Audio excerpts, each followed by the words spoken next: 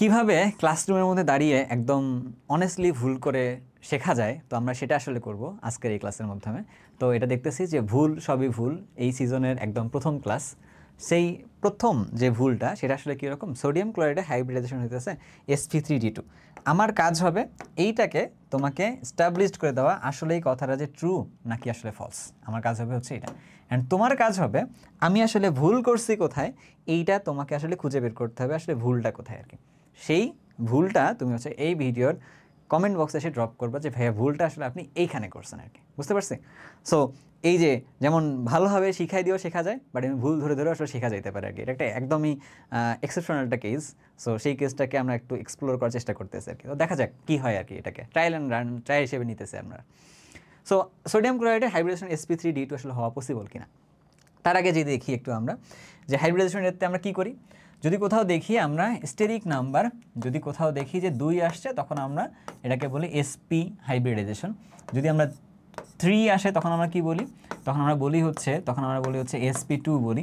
আর যদি 4 হয় তখন আমরা সেটাকে বলতেছি sp3 বলতেছি।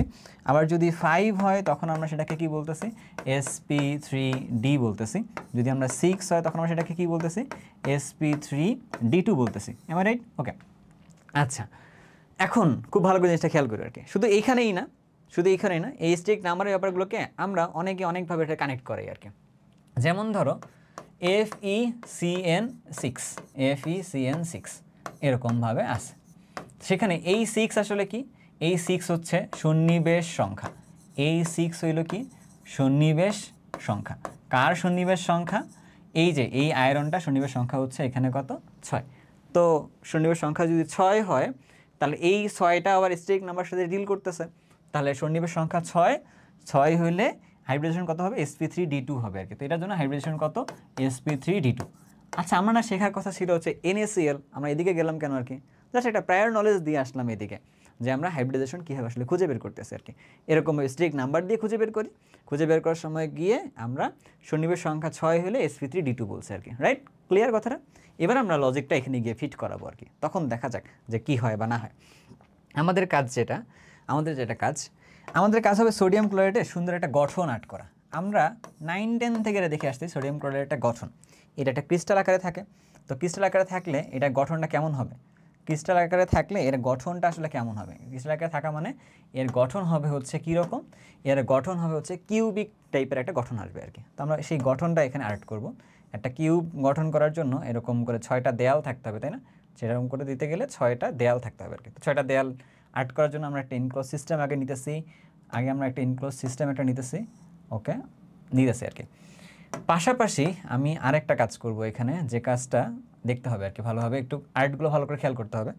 হ্যাঁ, আচ্ছা এখানে কীরকম কাহিনীটা হইলো, আমরা একটু কালারটা মাঝখানেরটাকে করতাম তাহলে জিনিসটা বুঝতে সুবিধা হইতো। আর মাঝখানেরটা বাইরে এইটাকে দিতে হবে, আমাদের আগের যে কালারটা ছিল সেই কালারটাই থাকবে আর কি, থাকলো। এবার আমরা যে কাজটা করতেছি, আমরা এই যে 6টা দেয়াল বা 6টা প্রান্ত আমরা আসলে বোঝানোর চেষ্টা করতেছি আর কি, ঠিক আছে? এইটা একটা কিউব, যে কিউবের মাঝখানে 6টা দেখা যাচ্ছে, উপরে একটা প্রান্ত আছে, তল আছে, নিচে একটা তল আছে, এপাশে তল আছে, এপাশে একটা তল আছে, এই পাশে একটা তল আছে। মোট কটা তল হলো? 4টা। সামনে একটা, ঠিক পেছনে একটা তল আছে আর কি। আচ্ছা এবার তো আমরা দেখি, সো এই তলটার মধ্যে আমরা সামনের এই তলগুলোকে আমরা কাটতেছি, মাঝখানে করে কাটতেছি আর কি। মাঝখানে কাটলে এই পাশে এইখানে দেখা যায় যে কাটছি কিনা, আমরা একটা ঠিক মাঝ বরাবর কেটে দিলাম। এবার এইটাকে আমরা মাঝ বরাবর কাটি, এইটাকে, সো এই যে মাঝ বরাবর কাটছে আর কি, হয়েছে না? এরকম ঠিক এর মধ্যেখান মানে হচ্ছে ঠিক এই যে এইখানে থাকে হচ্ছে Na+, আর এইখানে এই যে যেখানে আসলে ইন্টারসেক্ট করছে এই পয়েন্টের মধ্যে এইখানে থাকে একটা Cl-, এইখানে যেখানে ইন্টারসেক্ট করছে এখানে থাকে একটা Cl-, এইখানে থাকে হচ্ছে একটা Cl-, এইখানে থাকে একটা Cl-, পাশাপাশি এর উপরের যে প্রান্ত যেখানে ইন্টারসেক্ট করছে এখানে থাকে একটা Cl-, একদম পেছনের যে তল যেটা ছিল ওইখানে যেটা ইন্টারসেক্ট যেটা করছে, তো ওইখানে থাকে হচ্ছে আরেকটা Cl-। তার মানে এখানে দেখতেছি আমরা একটা সোডিয়াম এর বাইরে 6টা Cl- আছে, একটা সোডিয়ামের বাইরে 6টা Cl- আছে, 6টা Cl- আছে আর কি। এটা মানে কি?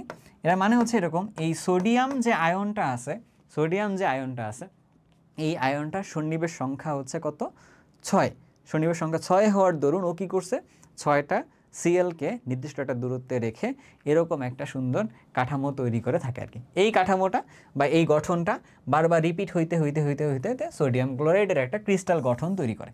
তাহলে তুমি এইটুকু জায়গার থেকে তুমি কি শিখলা, তুমি শিখলা সোডিয়াম প্লাসের সন্নিবেশ সংখ্যা কত বলো, সন্নিবেশ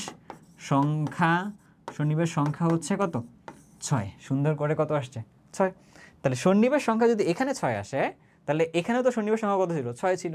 তো সন্নিবেশ সংখ্যা যদি আয়রনের সাথে থাকার কারণে এর 6-এর কারণে যদি sp3d2 যদি হয় তাহলে সোডিয়াম ক্লোরাইডের মধ্যে সোডিয়াম প্লাসের সন্নিবেশ সংখ্যা যেখানে 6 তো তার জন্য sp3d2 অবশ্যই হওয়া উচিত।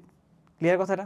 এই যে আমরা সুন্দর করে তোমাদেরকে বুঝিয়ে দিলাম যে সোডিয়াম ক্লোরাইডের থাকলে সোডিয়ামের জন্য তার সন্নিবেশ সংখ্যা 6 হওয়ার দরুন হাইব্রিডাইজেশন কত হতেছে sp3d2 আর কি। এই লেকচারটা আমি কোনো একটা জায়গায় অবশ্যই ভুল করছি, রাইট? এটা তো অ্যানাউন্সমেন্ট দিয়ে ভুল করা আর কি। তোমার কাজ হবে এই লেকচারে কোন জায়গায় আসলে ভাইয়া ভুলটা করছে এইটাকে খুব সুন্দর করে ফাইন্ড আউট করে এটাকে এই ভিডিওর কমেন্ট সেকশনে আসলে ড্রপ করা আর কি। এর বাইরে তুমি আরও যদি এরকম কিছু জানতে চাও অবশ্যই আমাদের সাথে কানেক্ট হও oxycam.net। এখানে ভুল কিছু না, এখানে আসলে কোর্সগুলো সেখানে আসলে প্লেস করা আছে। oxycam লার্নিং হাব যে আমাদের ফেসবুক গ্রুপ যেটা রয়েছে তুমি সেই গ্রুপের মধ্যে আসো, এসে তোমার আসলে তুমি যে ভুলটা আসলে ফাইন্ড আউট করতে পারছো কোন জায়গায় আসলে ভাইয়া ভুলটা করছে ওটাকে তুমি এখানে এসে ড্রপ করো আর কি। ইনশাল্লাহ আমরা সেখান থেকে সবাই শেখার চেষ্টা করব যে আসলে কোথায় ভুলটা হলো কোথায় আসলে ঠিকটা হলো আর কি। তো সবাইকে আমন্ত্রণ জানাচ্ছি oxycam-এ। আল্লাহ হাফেজ।